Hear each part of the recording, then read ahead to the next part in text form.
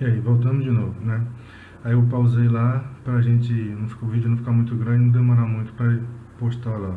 A gente parou nesse slide aqui de onde tem uma atividade de racionalização de denominadores, além de você ter mais atividades do módulo lá que tem todos os assuntos que a gente viu até agora nessas últimas aulas aí, nessas aulas que a gente postou aí, que é a parte de potência, raiz e principalmente essa última parte, a racionalização de denominadores. Presumo que você deu uma pegada no módulo aí. Se você ainda não tiver o módulo, dá para você procurar na internet esse assunto. E como você tem um vídeo, né, o vídeo a gente tem alguns exemplos, dá para você assistir devagarzinho e fazer esses exemplos que a gente tem deixado aqui. Na próxima semana eu vou postar alguns vídeos com algumas questões resolvidas do módulo e dessas aulas que a gente tem passado. Agora a gente vai para um assunto novo que é, equação de segundo grau. Com aquilo lá a gente termina raízes e também termina o módulo 1. Né? Do módulo 1, os assuntos que a gente tem em matemática é a parte de raiz, né? Os outros são de geometria. Então, bora aqui.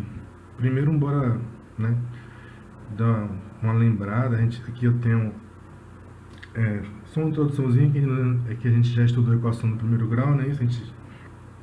Vocês já estudaram no sétimo e no oitavo ano álgebra, polinômios, tudo isso lá tem equações.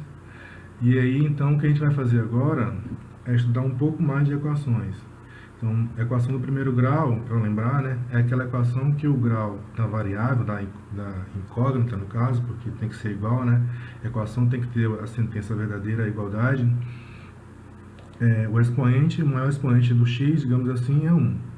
Então, é do primeiro grau. Se for maior do que 1, é de outro grau maior do que 1. Se não tiver x, né, então não é uma equação de grau zero. Mas tem que ter o igual e tem que ter o x. Nesse caso, a gente vai estudar só para uma incógnita só. Eu vou mostrar aqui alguns tipos de equação do primeiro grau. 2x mais 1 igual a 5. Coloca o igual. Se não tiver igual, não é equação, é uma expressão algébrica. Então, o grau é 1 porque o expoente do x ali é 1. Lembra que o expoente 1, né, como 1 é neutro, ele não precisa aparecer, né, porque não faz diferença. Qualquer número elevado a 1 é o próprio número. Então, x elevado a 1 é x. Então, eu não preciso ficar colocando ali. Outra forma de aparecer a equação do primeiro grau é com um pouco mais de igualdade entre duas expressões algébricas. Mas aí, ainda assim, tá vendo? Mesmo quando eu efetuar a multiplicação ali, continuar sendo do primeiro grau. E aqui eu tenho frações, mas a x não aparece embaixo, então continua sendo a equação do primeiro grau. 3 exemplos que a gente pode encontrar de equação do primeiro grau. A equação do segundo grau é a mesma ideia. É uma equação onde o expoente, o grau dessa equação, ou o grau dessa expressão algébrica, dessas igualdades de expressões algébricas, é no máximo 2. Desculpa. É exatamente 2, né? Porque se for menor do que 2 é do primeiro, e se for maior é do terceiro. Aí pode aparecer de duas formas. Eu posso ter duas incógnitas diferentes, e aí eu tenho x e y, x é de grau 1, y de grau 1, então o grau dessa expressão é 2. Então o grau da equação é 2. Então eu tenho uma equação de segundo grau. A gente não vai estudar esse tipo de equação. Estou só colocando para lembrar, para dizer como é. Aqui, outro exemplo de equação de segundo grau. 2x ao quadrado menos 3y ao quadrado mais x igual a menos 10. O expoente ali das incógnitas é 2. Então, você tem a equação do segundo grau. No primeiro caso, eu somei porque era multiplicação. O grau de x e o grau de y. Nesse caso, não é multiplicação, então a gente não soma. A gente só soma o grau para achar o grau da equação quando você tem multiplicação de incógnitas. Se está somando ou subtraindo, a gente não precisa somar os expoentes, é só olhar o que aparece. E aqui é o tipo de equação que a gente vai estudar, que é a equação do segundo grau na incógnita x, onde o maior expoente que aparece aí é 2. Então, por isso, a equação do segundo grau. E aqui outra forma de aparecer, né, porque aqui eu tenho um produto de duas equações do primeiro grau.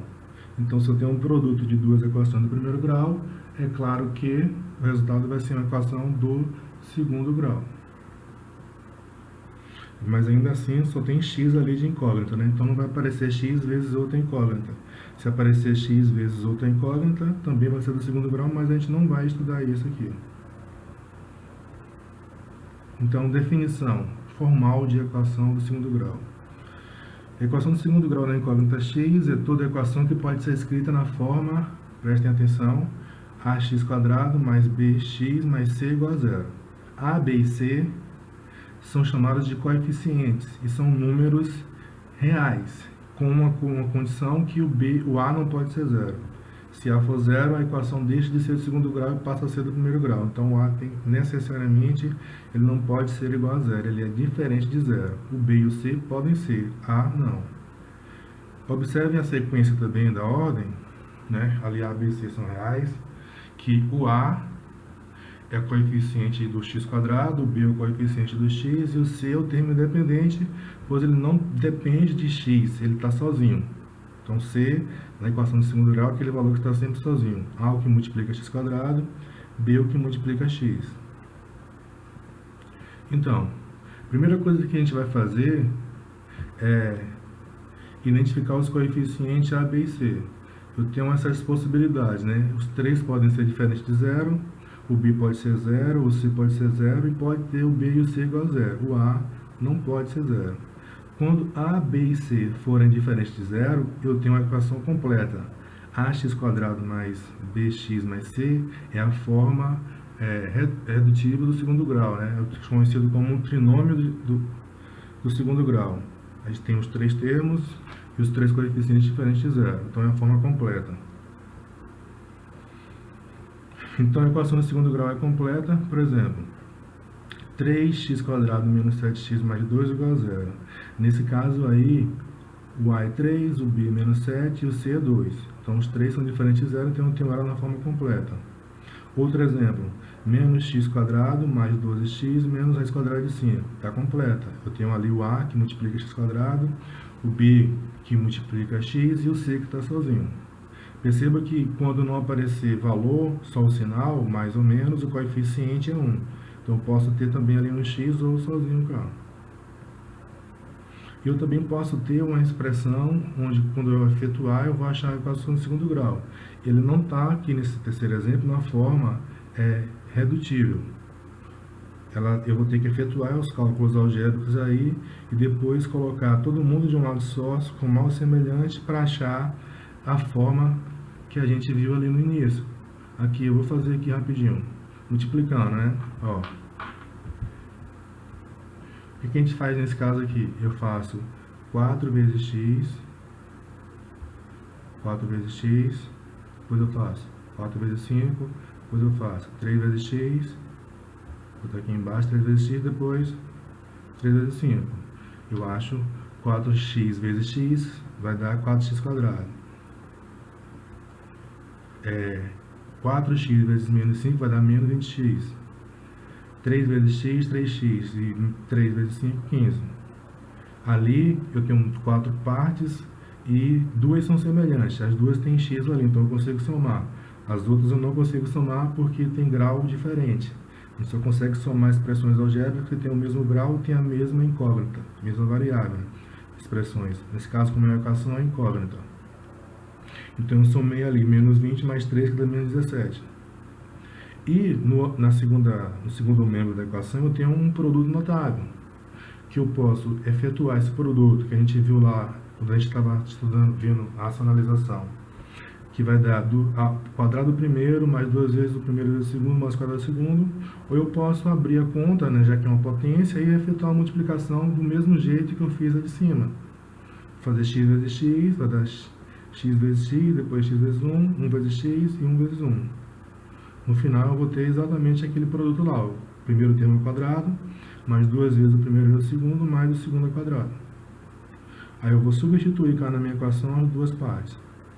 Ainda assim, eu não estou lá na forma reduzida, né? A forma reduzida é quando eu coloco todo mundo de um lado só e eu identifico A, B e o C, que é o que aconteceu no exemplo 1 e no exemplo 2. Então, nesse caso, eu vou colocar todo mundo para um lado só. Lembrando aquela ideia de resolver a equação, né?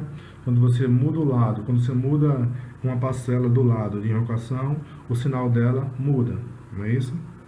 Aí, o que acontece? Eu tenho termos semelhantes ali, x², x e número. Então, você soma.